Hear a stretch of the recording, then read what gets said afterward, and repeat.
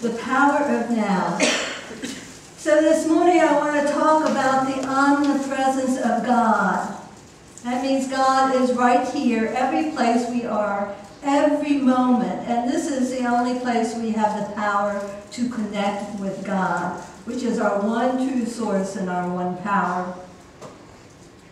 You know, when you think about things that happen in our life, and you think about how sometimes when we really listen to that power in the now, and we do what we're called to do, that we find that steps kind of fall into place. We find that there's messages there for us to get, and sometimes there's messages there for us to give as well. Of course, it was a month ago when I chose this topic. And one of the things that has happened for me this week is that I have faced the death of three times in this week. The first one was my brother-in-law died unexpectedly. And the second one was a dear friend in Daytona died after getting a terminal illness, and she wanted to go. She knew she wanted to go. And so she made her transition on Friday. And the third was an untimely death, perhaps because a mistake was made that my daughter had told me about happened in a case that she was taking care of as a nurse practitioner. But what comes up when we come up with this idea of death that comes into our life is the question about, so why are we here anyway? And what does it really look like? And is life really eternal? And are we afraid to face what comes next, or are we there knowing the truth that it doesn't matter? The power is in the now. The power is in this moment. And if we live this moment, moment by moment by moment, that's all that matters. That's all that matters. So I want to talk about three things that came to my mind about the power of now. Number one is being flexible. Number two is being adaptable. And number three is seeing it as possible. Now I tried to go FAP. That doesn't spell anything. You know me, I try to make acronyms. I'm going, well, maybe we have to put a flap in there. So we're going to lighten up and flap it in. So let's talk a little bit about flexibility. When we're in the now moment, when we are present with God, what we understand is that we are not in control, God is. And if we allow that God to be in control in that moment, then life is a breeze. Even if we're facing something that's hard, that we don't like, life can still be a breeze because we're called to make a choice to be flexible. Now, if we don't make that choice, we struggle. And we still have to come back to that choice at some point. But if we make that choice, what happens is we can withstand whatever storm. We know by looking at nature that when there's a storm, the trees will bend. If they're old and they haven't been properly taken care of, they may break. But if they're young and they're green, if they're growing trees, then they will bend. And I like to think of each and every one of us, no matter what age we are, because we're in the age of now. And if we look at all our nows together, our mind says the same whether we're 5 or 15 or 25 or 45 or 85. We're in that present moment of now. That we make that choice that we can bend because we are growing and we're green. And we're in that present place. Deepak Chopra puts it this way in the book that he wrote called Ageless Body, Timeless Mind. That was back in 1993. And if any of you follow Deepak Chopra, you'll notice that his spirituality has gotten deeper and deeper and deeper, as it has each of us. And he wrote it in that book, he said, present moment awareness never ages. It is the same when you are 5 or 85. The discovery of freedom in the present opens the door for the permanent experience. Again, the discovery of freedom in the present opens the door for the permanent experience of timelessness, in which past, present, and future are revealed as illusion compared to the true reality, which is always the here and now. We are always in the here and now. We may have thoughts that take us back. We may have thoughts that take us forward, but we are always in the here and now. He goes on to say, in another section of that book, he says, live in the present, for it is the only moment you have. Keep your attention on what is here and now. That's not easy to do, we know that. Look for the fullness in every moment. Accept what comes to you totally and completely, so you can appreciate it, learn from it, and then let it go. The present is as it should be. It reflects infinite laws of nature that have brought you this exact thought, this exact physical response. This moment is as it is because the universe is as it is. Oh boy, we have to be open. We have to let it go. We have to let it flow. We don't know. The present is as it should be. Don't struggle against the infinite scheme of things. Instead, be one with it. My friend Alex, who is the one who made her transition on Friday, had a short term that she knew that she was terminally ill, maybe about 3 weeks. She had surgery, they opened her up, they closed her up, and sent her home to get things ready. And she was a delightful individual, but she was clear. She was clear. This is my time to go. Her prayer was, help me to make an easy transition, and please help my husband to understand and move through his grief. That was her prayer. And within 1.5 weeks, she made that transition. Reverend Gary Simmons, who many of you may know, a Unity minister, in March got a diagnosis where he had 10 tumors within him, and it looked like he was on a terminal path as well. Gary was clear within himself that his was not to go at this time. He has too much more to offer this earth and the people on it, the souls that are on it. He has done amazing work.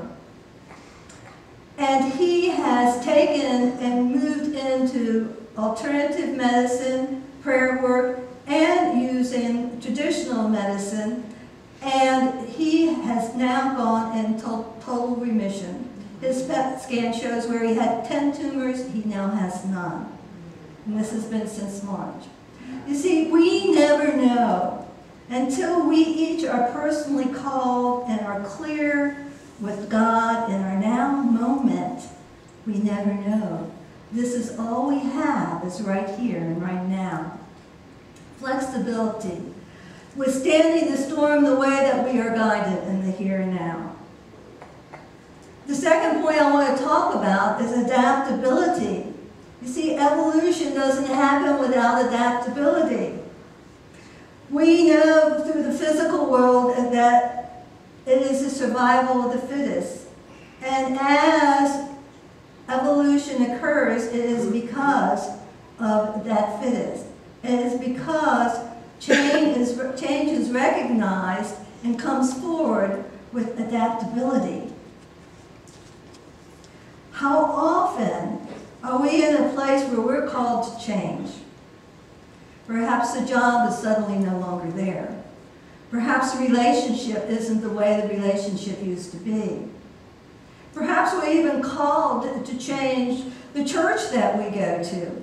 It's no longer suiting the desires of our hearts. It's no longer feeding our souls. It's a different message that is being called. Adaptability. We evolve not only individually, but we evolve collectively by making that a choice to adapt. Let go of control. Let go of control. And that is how we adapt. It's a dance. It's a dance.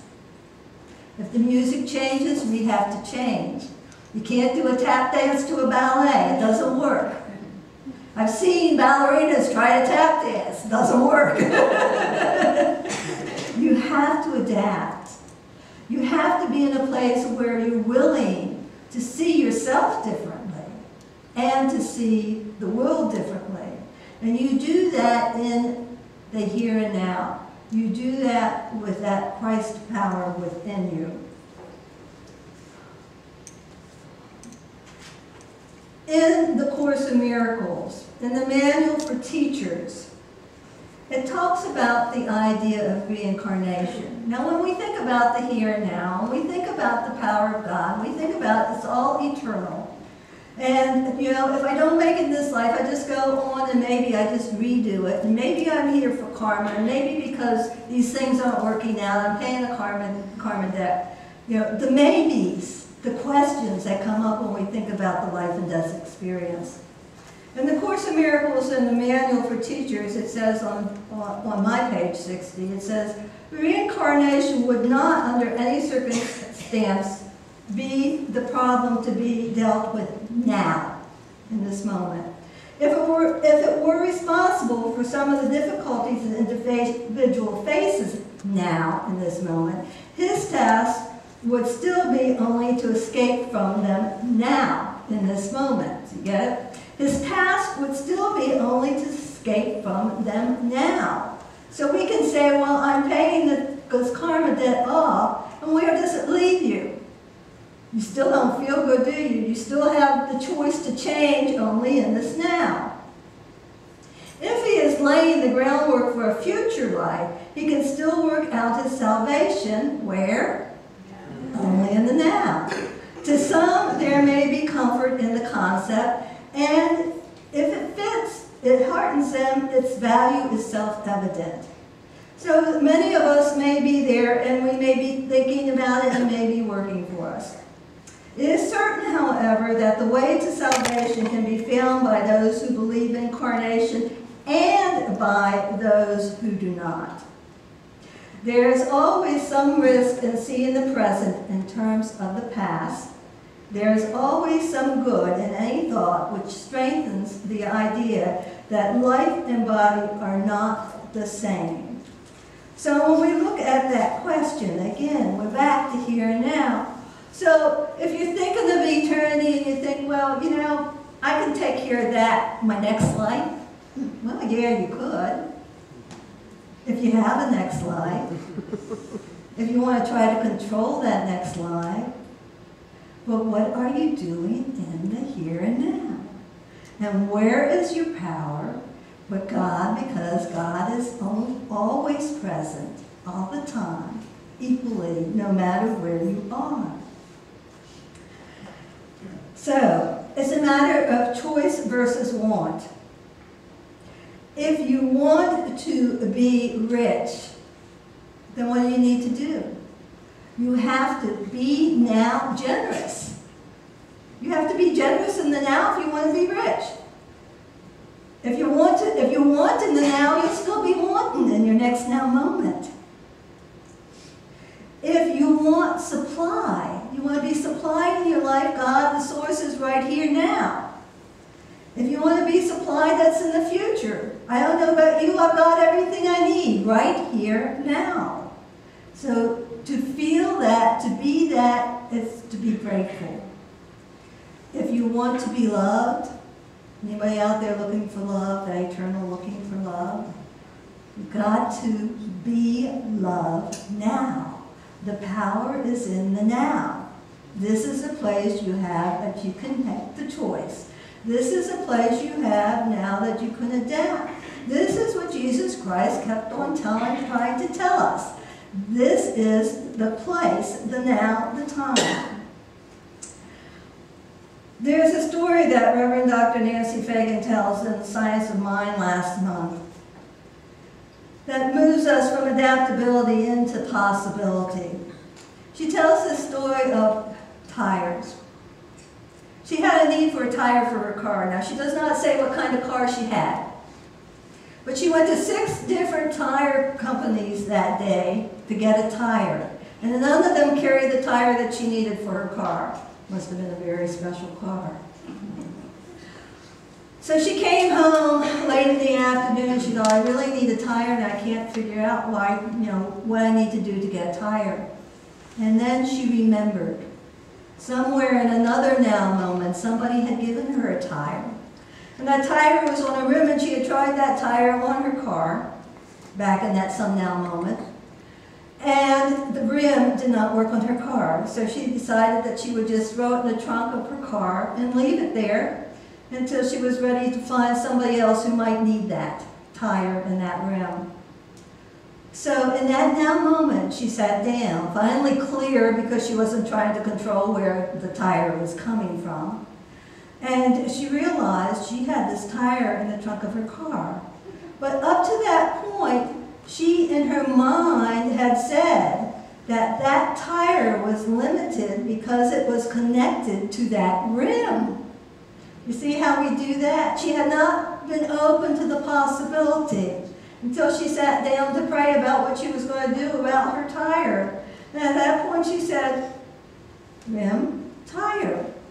Why don't I try the tire on the rim I have? And voila, problem solved. Where do we solve our problems? We solve them with prayer and openness to hearing divine guidance in the now.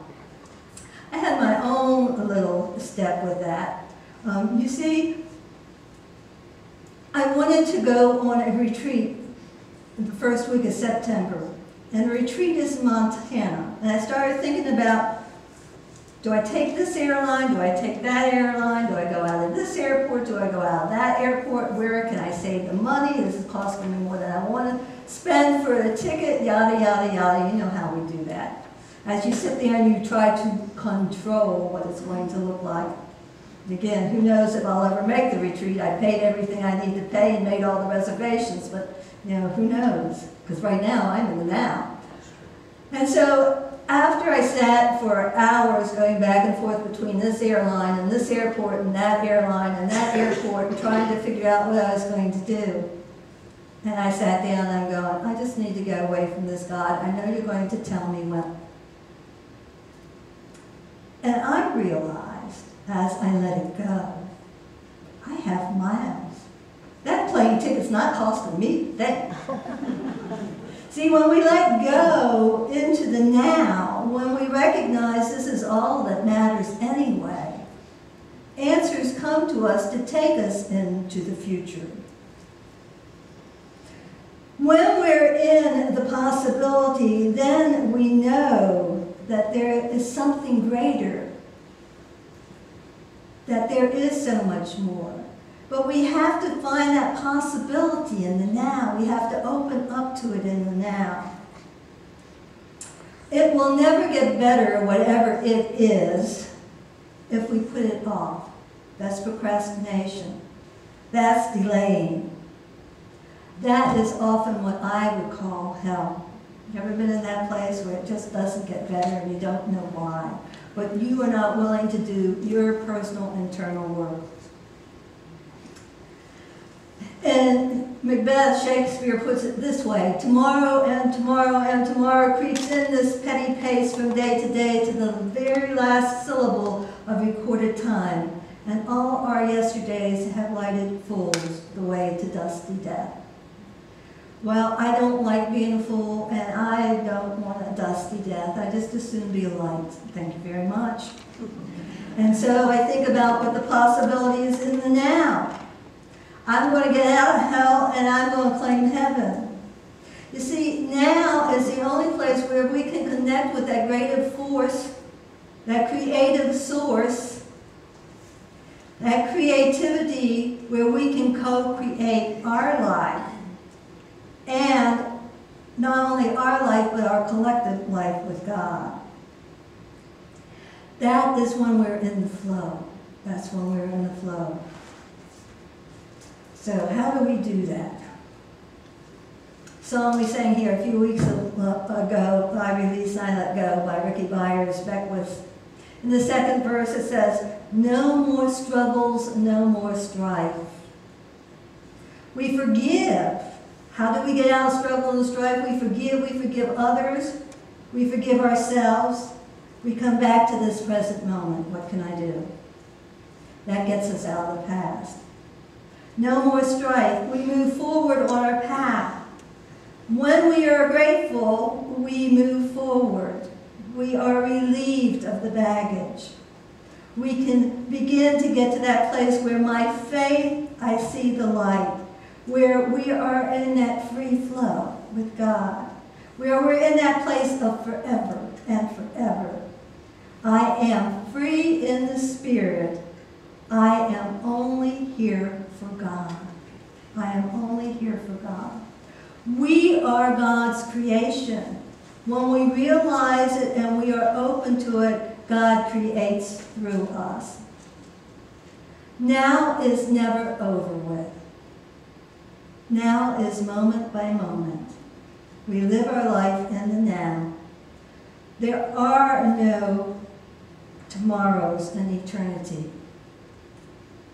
Don't look for it to happen tomorrow. Don't worry about being saved tomorrow. Enjoy your life to the fullness today. We are already in heaven. Own it. This is the omnipresence of God. So my challenge to you this week is to identify your now. When you need to bend, when you need to adapt, and where you need to see a new possibility. And just allow God, and let God show you how to be in the now.